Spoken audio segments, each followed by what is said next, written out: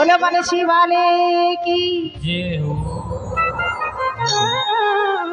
जब कन्हैया हेलो, छोटे होते हैं तो चलते हैं तो मैया यशोदा कहती हैं क्या, सुनेंगे आप? क्या कहती है? अरे पैजनिया पग पैजनिया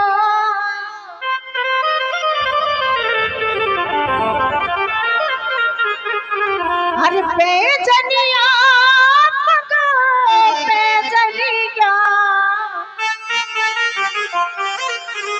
अरे बाजे बाजे रे कन्हैया तोरी पैजनिया हे बाजे बाजे रे कन्हैया पग पैजनिया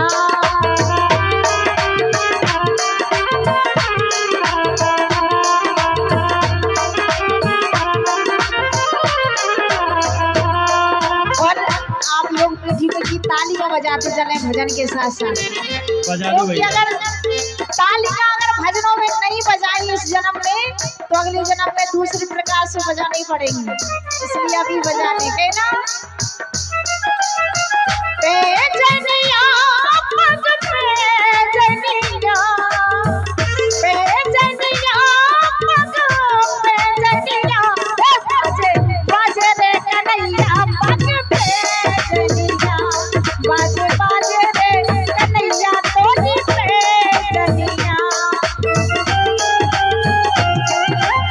जय हो।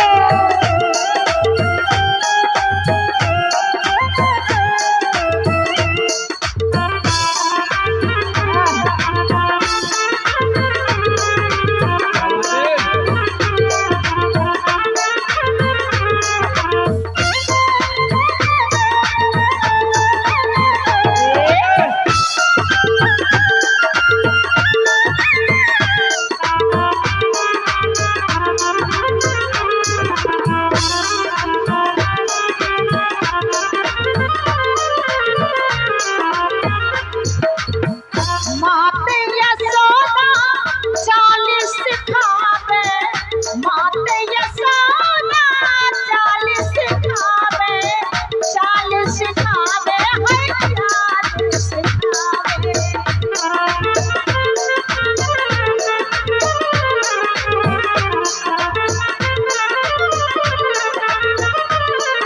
ओ माते यशोदा चालीस खावे माते यशोदा चालीस खावे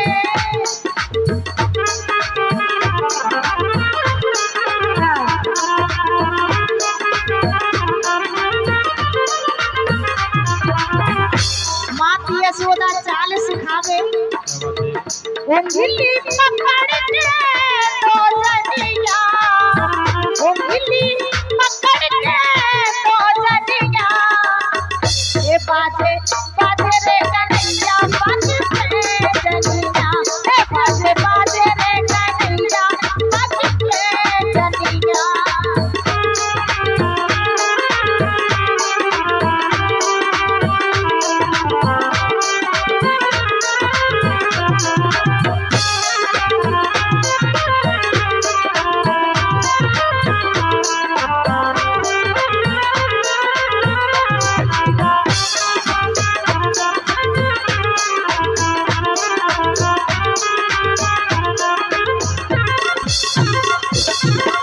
पैजनिया पग पैजनिया पैजनिया पग पैजनिया बाजे हे बाजे हे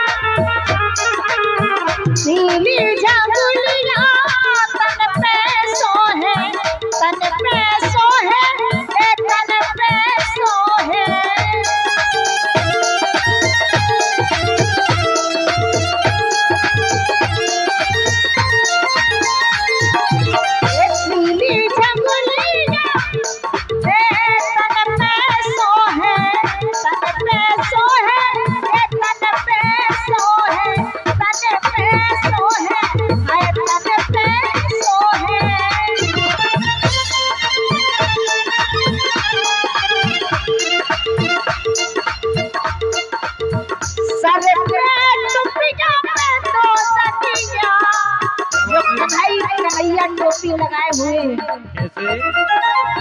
सर पे टोपी पे तो सनिया